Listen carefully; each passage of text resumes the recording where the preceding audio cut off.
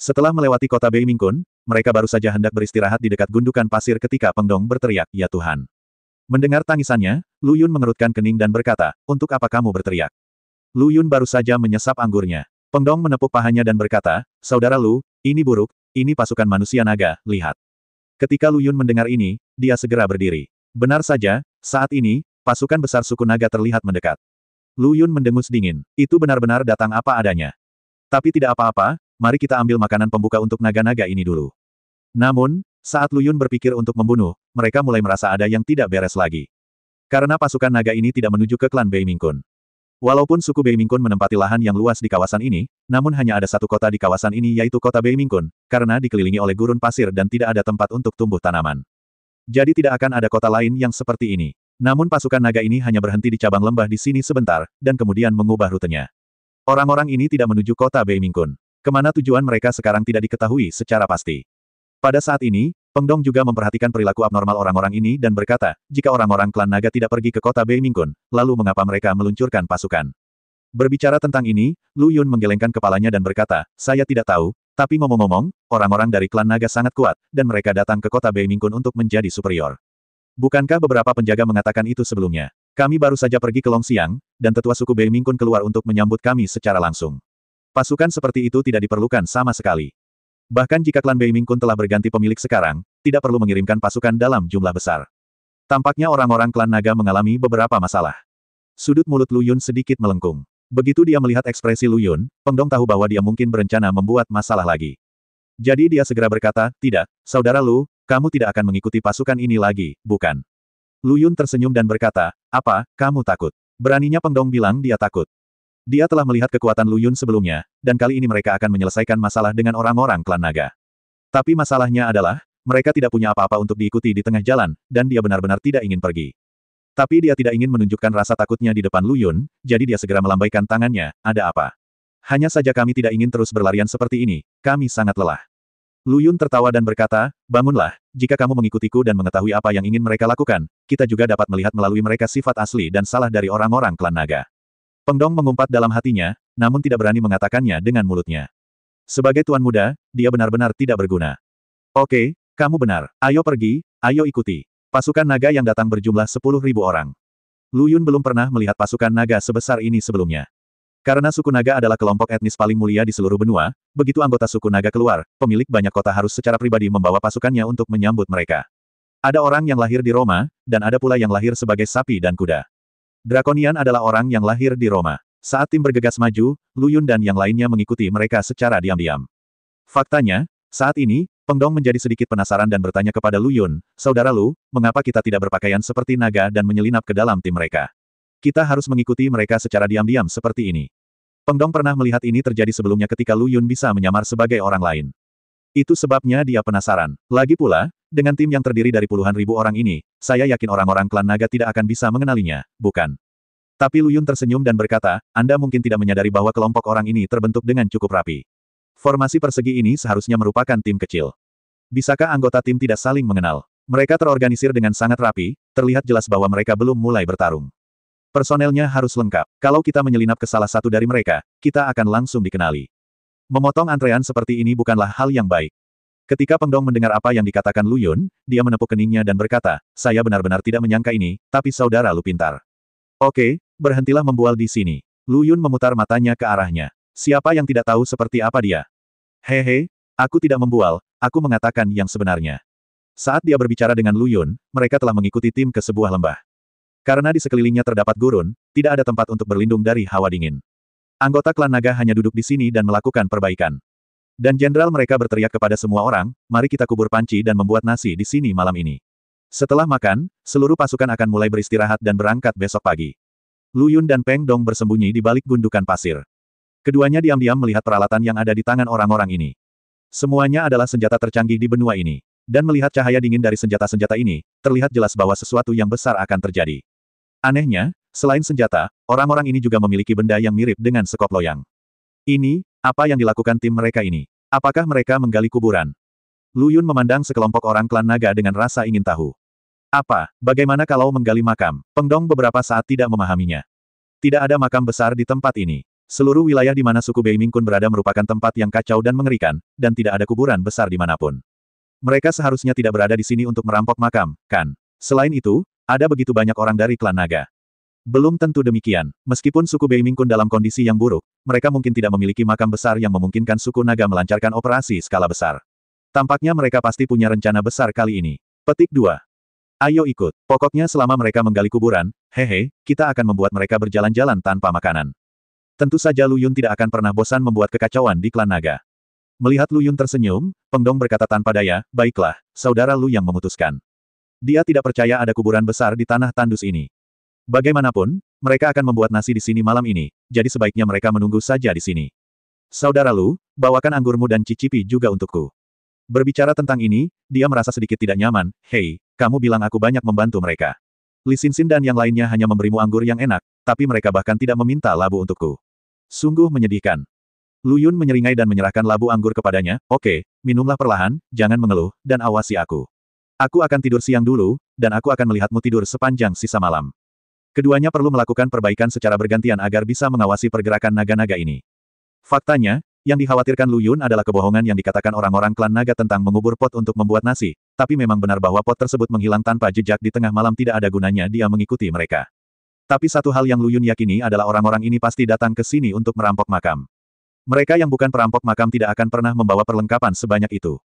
Setelah tidur hingga tengah malam, Lu Yun bersiap menggantikan Peng Dong, namun begitu dia membuka matanya, dia melihat tim kecil memanfaatkan kegelapan untuk berangkat lebih awal. Peng Dong di sampingnya sudah tertidur sambil memegang labu arak. Gelembung ingus itu bergerak naik turun. Untungnya pria itu tidak mendengkur. Melihat penampilannya, Lu Yun mau tidak mau menggerakkan sudut mulutnya. Setelah beberapa saat, ketika tentara selesai berbaris, dia mungkin belum bangun. Bah bang bang, Lu Yun menepuk pundaknya. Peng Dong bersemangat dan segera membuka matanya. Ketika dia melihat Lu Yun menatapnya, dia langsung tersenyum canggung. Ah, kakak Lu. Anakmu bisa melakukannya. Kamu bahkan bisa tertidur dengan ini, bukankah aku sudah bilang padamu untuk mengawasinya? Melihatnya, hanya tidur siang. Lu Yun tahu bahwa orang ini telah banyak minum, jadi dia mengambil labu anggur itu. Wah, dia hampir menghabiskan semua anggur di sini. Tapi melihat dia masih sadar dan tidak bergoyang, tidak apa-apa.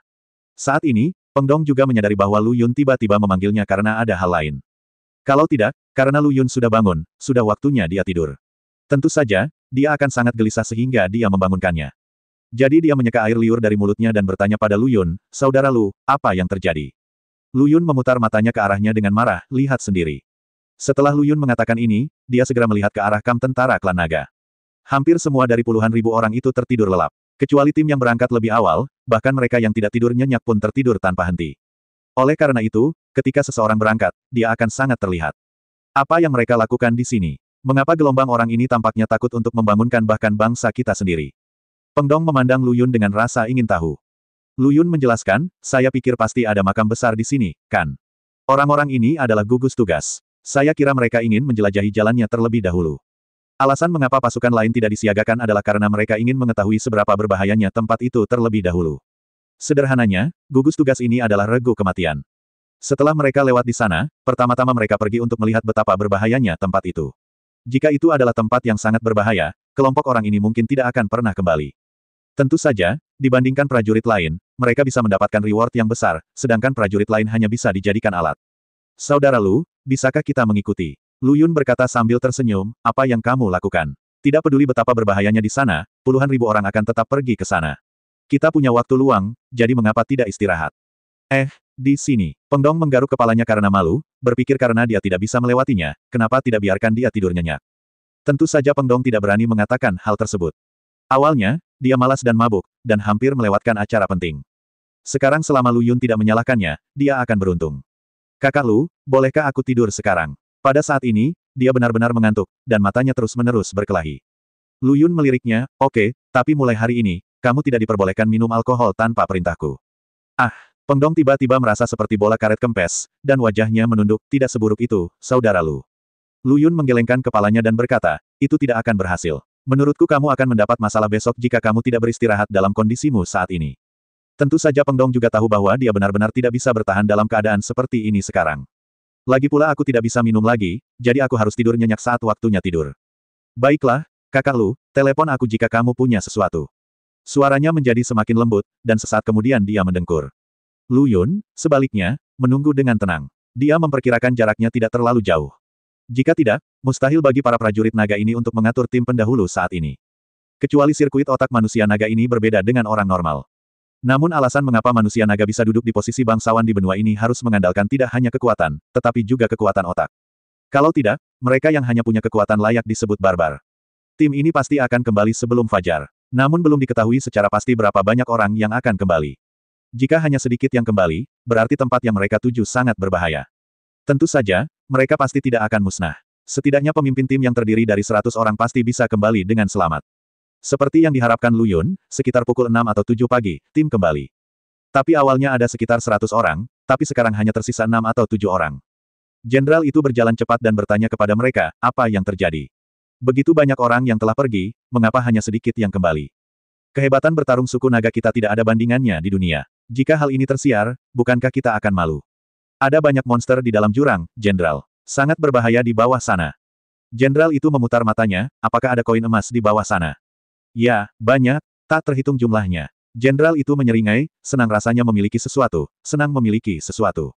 Dengan barang-barang ini, tidak peduli berapa banyak kerugian Anda, itu sepadan. Ketika koin emas ditemukan, Anda masing-masing akan diberi hadiah 500 koin emas.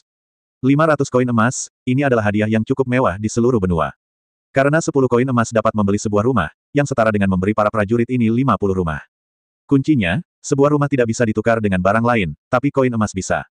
Ketika orang biasa mendengar ini, mereka akan bersujud dengan penuh semangat dan mengucapkan terima kasih, tetapi setelah orang-orang ini mendengar ini, mereka tampak sedih. Mereka baru saja kembali dari sana, dan tidak peduli apakah mereka memiliki koin emas atau tidak.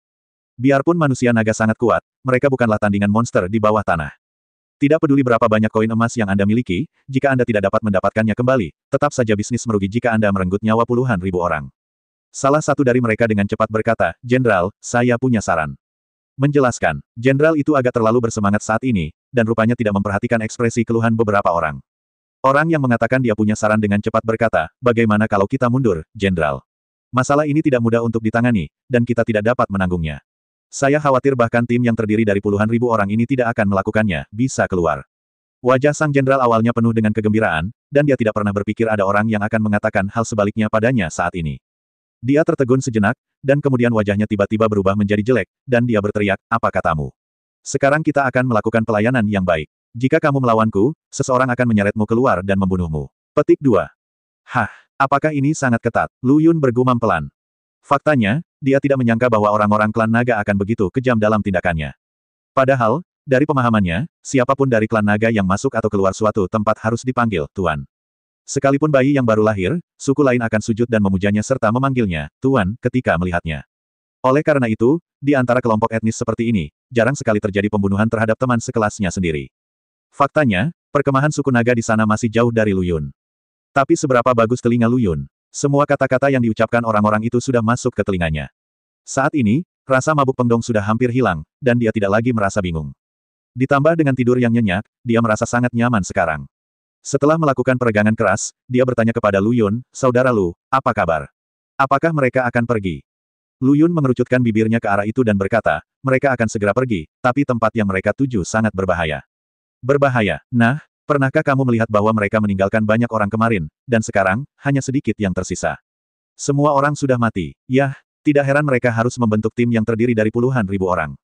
Kekuatan bertarung klan naga masih sangat kuat. Meski hanya mengirimkan tim beranggotakan 10.000 tentara, namun tim beranggotakan 10.000 tentara ini sudah cukup untuk menumpas tim beranggotakan ratusan ribu orang dari suku lain.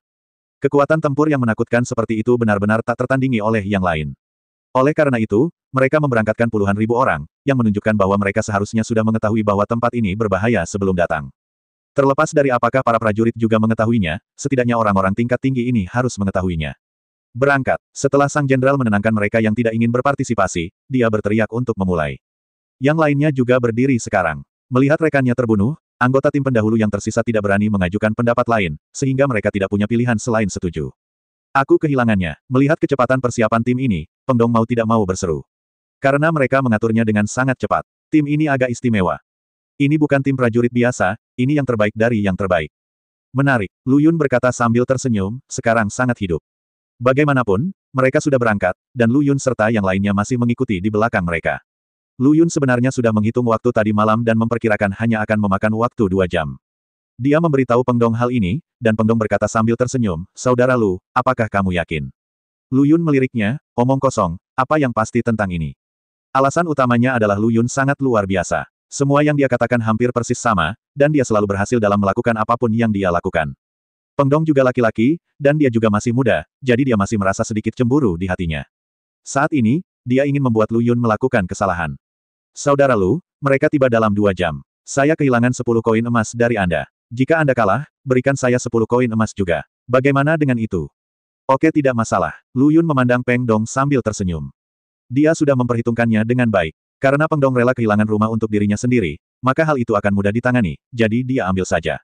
Sayangnya, apa yang dikatakan Lu Yun menjadi kenyataan. 2 jam kemudian, tim Wu Yang di depan berhenti. Jauh di depan, ada ngarai yang sangat besar. Namun di atas ngarai, ada banyak pengait dan kunci. Jelas, tim-tim sebelumnya turun dari sini. Dan kali ini tidak kurang dari 1 menit, tepat 2 jam. Selama ada 1 menit kurang atau 1 menit lagi, Peng Dong bisa mencari alasan. Penyelesaian, sebuah rumah baru saja hilang. Lu Yun segera merentangkan tangannya, "Ini, koin emas." Peng Dong tampak tak berdaya. Dia hanya ingin membuat Lu Yun rindu sekali. Itu sangat sulit. Baru sekarang dia menyadari bahwa dia hanya meminta masalah dan ketidakbahagiaan. 10 koin emas sebenarnya bukan apa-apa baginya. Tapi itu sangat membuat frustrasi. Kemudian dia dengan enggan mengeluarkan koin emas itu dan menyerahkannya kepada Lu Yun. Saat ini, jenderal di sana sudah memberi perintah dan berkata kepada anak buahnya, "Turun." Sekelompok besar orang ini saling memandang. Meskipun mereka takut, mereka tetap harus turun. Jenderal itu berkata, "Dengar, tidak seorang pun diperbolehkan mengambil koin emas. Ini adalah perintah Tuan Longshan. Siapapun yang berani mengambil koin emas secara pribadi tidak akan dihukum." Saat ini, Peng Dong jelas mendengar suara-suara di sana. Dia menyeringai dan berkata, "Bukankah kamu mengatakan bahwa ada banyak koin emas di bawah sana? Biarkan saja para prajurit ini mengambilnya. Koin emas sangat berat, 1 koin emas bernilai 3 atau 4 tael. Mereka masih memakai baju besi, jadi masing-masing tidak bisa membawa banyak. Kuncinya adalah jika mereka terburu-buru, mereka akan mati." Lu Yun mengangguk dan berkata, "Ya, itu berarti mati, tapi bukankah itu yang dimaksud dengan klan naga? Faktanya, tidak bisa dikatakan bahwa orang-orang klan naga seperti ini. Seberapa hebatkah pembunuh naga? Beranikah orang-orang di balik perkataannya tidak mendengarkan? Saya khawatir jenderal ini pun ingin menggelapkan sejumlah koin emas, tetapi saya khawatir dia memiliki hati pencuri yang sama tetapi tidak memiliki keberanian. Dia telah mengeluarkan perintah seperti itu sekarang. Jika dia berani menaruhnya di tubuhnya, Long Zhan pasti akan mengetahuinya setelah dia kembali. Pada saat itu, dia tidak punya pilihan selain kehilangan akal. Tidak ada gunanya kehilangan akal demi beberapa koin emas. Tentu saja dia harus mengambil kembali koin emas ini, dan Long Zhan akan menghadiahkannya ketika saatnya tiba, itu sudah pasti. Adapun prajurit di bawah, mereka hanya bisa berfungsi sebagai umpan meriam. Kata-kata sang jenderal membuat banyak tentara saling memandang, jelas enggan. Melihat beberapa orang tidak mau turun, sang jenderal mengirim orang-orang itu kembali ke barat. Beraninya orang-orang yang tersisa melawan jenderal. Bahkan jika mereka adalah elit di antara elit, jika tamunya adalah elit seperti Long Zhan, mereka pasti bukan yang ini. Karena selama ada 2 hal, pasti akan ada pertentangan. 1 gunung tidak bisa mentolerir 2 harimau. Kedua belah pihak pasti akan bersaing memperebutkan ketenaran dan kekayaan. Dengan cara ini, Long Zhan hanya perlu menyeimbangkan hubungan di antara mereka, dan tidak perlu khawatir tim mana yang berani melewati batas. Jenderal adalah orang yang membunuh naga itu, dan para prajurit ini hanyalah sebuah tim. Oleh karena itu, ketika sang jenderal mendapat serangan, meskipun mereka sangat tidak senang, mereka tetap tidak punya pilihan selain menanggungnya. Setelah dikejutkan, prajurit lainnya tidak berani berkata apa-apa, sehingga mereka tidak punya pilihan selain berjalan bergelombang. Peng Dong menggaruk kepalanya dan berkata, "Saudara Lu, jika kita turun ke sini, kita pasti akan ketahuan, bukan?" Lu Yun berkata, "Yah, itu mungkin, tapi itu tidak masalah. Nanti, mereka tidak perlu khawatir. Mungkin mereka harus meminta kita untuk menyelamatkan mereka. Prajurit naga ini 80% tidak mampu melawan makhluk jahat di bawah. Hanya saja jenderal ini mungkin akan merugikan mereka jika dia bersikeras pada caranya sendiri." Ketika orang-orang ini baru saja turun, di sana sepi, tidak ada suara, dan tidak terjadi kecelakaan. Jenderal itu berteriak kepada orang-orang di bawah dan bertanya, "Bagaimana? Ada apa di bawah sana?" "Jenderal, ada sekelompok tulang manusia dan kerangka kuda unicorn di bawah. Selain itu, tidak ada yang lain. Tim pendahulunya telah melaporkan kepadanya sebelumnya ketika mereka kembali, seperti tulang manusia dan tulang kuda unicorn, dan anak buahnya telah melaporkannya." Dia menanyakan pertanyaan-pertanyaan ini lagi hanya untuk melihat apakah ada anak buahnya yang berbohong.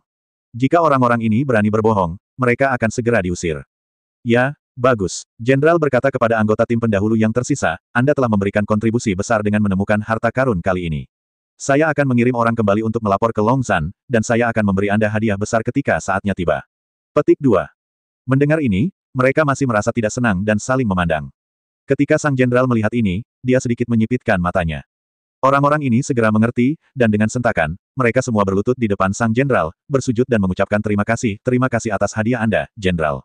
Kami bersedia bekerja keras untuk Jenderal, tidak peduli seberapa keras kami, tidak peduli seberapa kerasnya kita. Jenderal itu mengangguk dengan sangat puas dan berkata, hahaha, oke, apakah Anda melihatnya? Saudaraku, saya tidak akan pernah memperlakukan bawahan saya dengan buruk, tetapi premisnya adalah Anda tidak boleh berpikir dua kali tentang saya. Gelombang orang berikutnya, turun. Tinggalkan 1000 pengawas di atas. Siapapun yang ditemukan melarikan diri secara pribadi atau menyembunyikan koin emas akan segera dieksekusi. Ribuan orang ini tetap di atas dan bahkan tidak sempat kecanduan game tersebut, jadi mereka pasti sangat tidak senang dengan mereka yang bisa turun. Setelah orang-orang itu muncul, mereka pasti akan mencari orang-orang ini dengan panik karena cemburu. Begitu seseorang menyembunyikan koin emas, mereka pasti akan segera melaporkannya. Metode jenderal ini sangat kejam. Orang-orang ini semua adalah bawahannya, tapi dia bisa begitu kejam. Faktanya, masing-masing dari mereka menyembunyikan 10 atau 8 keping, dan mereka semua mendapatkannya di pihak yang sama, dan tidak ada yang berani mengatakan yang sebenarnya. Semua saudara diberi imbalan. Sebaliknya, mereka menekan orang-orang ini hingga batasnya, menyebabkan mereka merasa kesal tetapi tidak berani menyembunyikan motif egois mereka. Ini hanya membuat mereka takut, tetapi tidak menghormati sama sekali.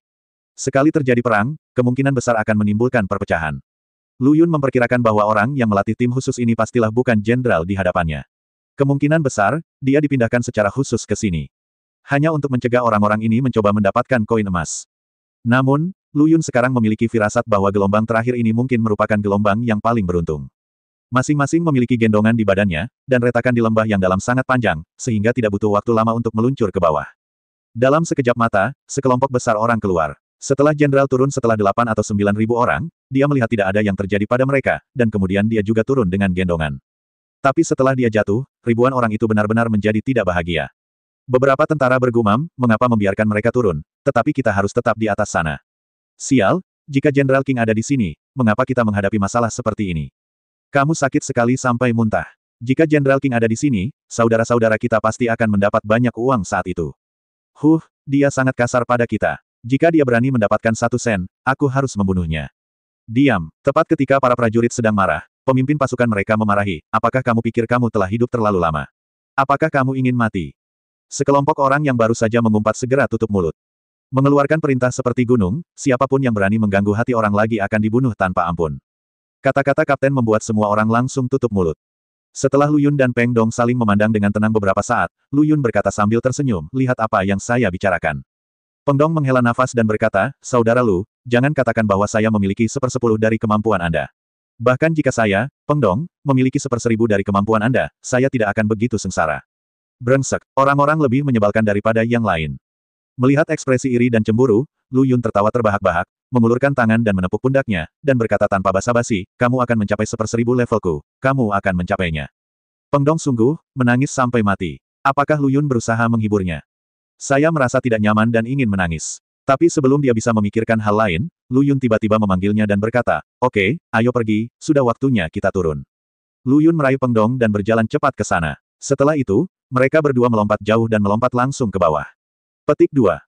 Hei, berhenti. Oh, siapa mereka? Ketika Lu Yun dan Peng Dong melompat ke lembah yang dalam, 1000 inspektur yang tersisa melihat mereka.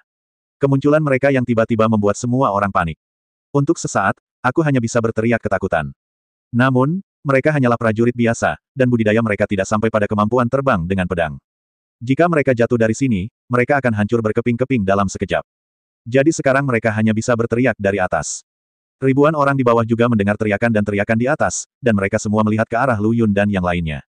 Jenderal itu melihat sekilas Lu Yun dan yang lainnya dan berteriak dengan marah, siapa kamu? Setelah Lu Yun mendarat dengan senyuman di wajahnya, dia melipat tangannya dan berkata kepada jenderal, tidak peduli siapa kami, tapi apa yang saya katakan sekarang dapat menyelamatkan kalian. Apa? Jenderal itu tertegun sejenak, lalu tertawa terbahak-bahak, tidak, saya dengar Anda kan. Bisakah Anda mengatakan apa yang baru saja Anda katakan lagi?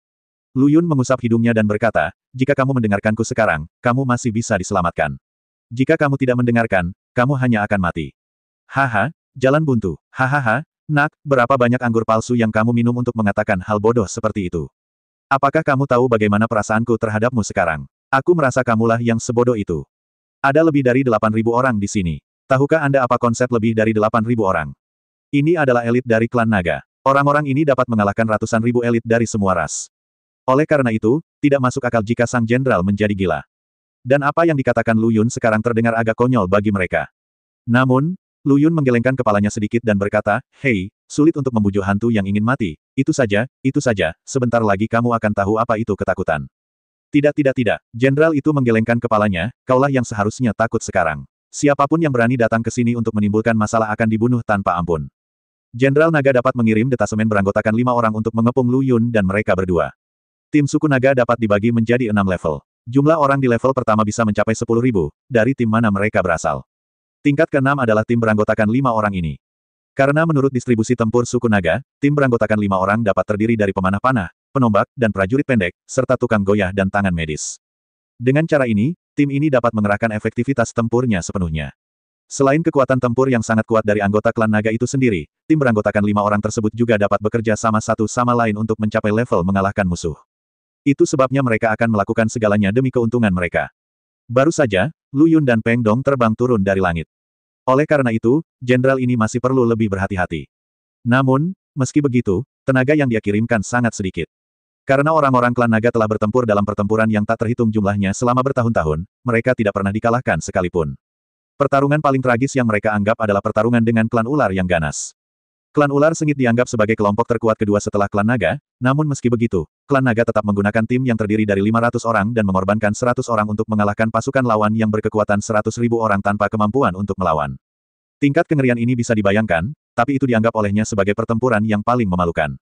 Sekarang sang jenderal dapat mengatur tim beranggotakan 5 orang, dia tentu saja merasa sangat menghormati Lu Yun. Peng Dong sebaliknya mendecakkan lidahnya, meski merupakan anggota suku Dapeng, namun ia jauh dari suku naga. Tapi dalam waktu singkat bersama Lu Yun, dia telah belajar banyak. Kedua, dia juga memiliki pedang 9 naga di tangannya. Saya khawatir tidak ada anggota klan naga ini yang pernah melihat pedang 9 naga. Level mereka sangat berbeda dari Long Xiang di pedesaan. Jadi Peng Dong berencana untuk memamerkan keahliannya terlebih dahulu dan membiarkan Lu Yun melihat apakah keterampilannya telah meningkat. Namun, sebelum Peng Dong dapat mengatakan bahwa dia akan menyerang ke depan, Lu Yun tiba-tiba memberi isyarat jeda padanya. Tiba-tiba dihentikan oleh Lu Yun, Peng Dong berkata dengan ekspresi curiga, "Saudara Lu, apakah kamu ingin aku memamerkan keahlianku?" Lu Yun menggelengkan kepalanya, "Kita tidak perlu menunjukkannya, ada sesuatu yang ingin kita tunjukkan." Saat Lu Yun selesai berbicara, prajurit naga yang berdiri di dekat gua tiba-tiba berteriak. "Jenderal! Jenderal!" Pada saat ini, prajurit naga yang awalnya pendiam tiba-tiba menjadi panik dan mulai berteriak. Jenderal itu berteriak dengan marah, pada saat yang sama mencabut pisaunya, dan menusuk tubuh seorang prajurit naga yang masih berteriak, dan berteriak dengan marah, siapapun yang mengganggu moral tentara tidak akan diampuni.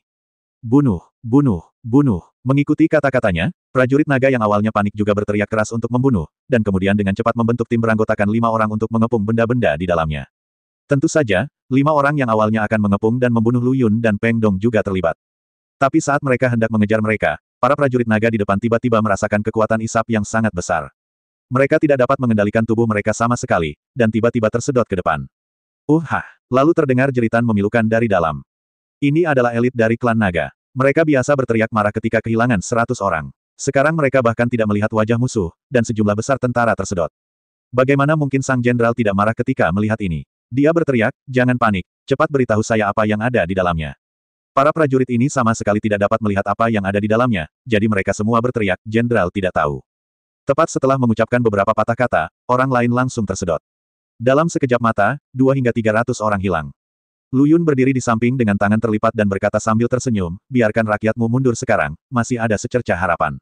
Meskipun sang jenderal sangat marah sehingga dia ingin merobek mulut gagak Lu Yun, tapi itulah faktanya, jadi dia menahan diri dan berteriak kepada anak buahnya, "Mundur," dan keluar dari jangkauan retakan di tanah. Ruang di sini seperti bentuk L yang besar. Selama Anda berhasil melewati titik balik, itu akan aman untuk saat ini. Tetapi dengan lebih dari 8.000 orang berkumpul di sini, kecuali mereka diatur secara horizontal, beberapa orang masih akan mendekati celah di tanah. Jenderal tidak punya pilihan selain membiarkan semua orang memukul dan berbaris dengan cara ini. Awalnya, dia sangat kesal dengan Lu Yun, tapi sekarang rakyatnya telah kehilangan begitu banyak, dia tentu saja tidak punya ide untuk menjaga Lu Yun dan yang lainnya. Bagaimanapun, ratusan orang di tim pendahulu pada awalnya adalah orang-orang yang mereka atur untuk mati. Jika orang-orang ini pergi, Long Zhan dan yang lainnya tidak akan merasa kesal. Tapi sekarang tim penggali harta karun telah kehilangan begitu banyak orang, mereka bahkan belum melihat sehelai pun rambutnya. Setelah kembali, mereka takut Long Zhan harus mencabik-cabiknya. Apa-apaan ini? Dia menyingkirkan kerumunan dan berjalan ke depan. Ketika dia melihatnya, sudut mulutnya bergerak-gerak liar. Karena di celah tanah itu, sejumlah besar darah mulai mengalir keluar dari dalam. Air mengalir ke bawah, tetapi cairan apapun juga akan mengalir ke bawah. Dan lapisan di tanah ini condong ke bawah. Namun darah saat ini mengalir dari bawah ke atas. Ada juga lapisan lingkaran bergelombang di atasnya. Seolah-olah ada sesuatu yang meniupkan udara, meniupkan darah dari bawah. Lu Yun mengendus keras, lalu berkata, itu adalah darah klan naga. Jenderal itu sangat marah sehingga dia berbalik dan menatap Lu Yun dengan kejam, bisakah kamu tutup mulut? Lu Yun mengangkat bahu, jika kamu tidak bisa melakukannya, kamu tidak bisa melakukannya. Aku hanya mengingatkanmu, lihat dirimu, kamu mendapat keuntungan dan tetap berperilaku. Biar ku hitung. Sebentar lagi, makhluk di bawah ini akan memuntahkan tulangnya. Cek, cek, pemandangan itu akan menyedihkan. Setelah Lu Yun selesai berbicara, dia mengulurkan tangannya dan mencubitnya kembali sedikit demi sedikit. 5, 4. Itu ibumu. Jenderal itu meraung dengan marah dan berjalan menuju Lu Yun dengan pedang di tangan. Melihat penampilannya saat ini, dia sendiri yang akan membunuh Lu Yun. Namun, Lu Yun sama sekali tidak peduli dengan ekspresi marahnya, dan masih perlahan menggerakkan jarinya dan berteriak, 2, 1. Kepulan, kepulan, kepulan. Tepat ketika Lu Yun selesai berteriak, suara letupan terdengar dari dalam gua. Segera setelah itu, tulang manusia naga yang tak terhitung jumlahnya meledak dari dalam. Kekuatan tulang manusia ini sangat mengerikan, dan juga sangat tajam di beberapa tempat. Para prajurit yang berdiri di depan langsung menderita, ada yang sepertinya terkena palu yang berat, ada pula yang tubuhnya tertusuk tulang tajam, dalam sekejap, lebih dari 400 orang terjatuh. Hanya butuh beberapa saat bagi mereka untuk turun, tetapi sebelum mereka sempat mengambil nafas, 1000 orang telah pergi. Jika hal ini dilaporkan kembali, dia, sebagai seorang jenderal, tidak hanya tidak bisa duduk diam, dia juga takut kepalanya harus digerakkan.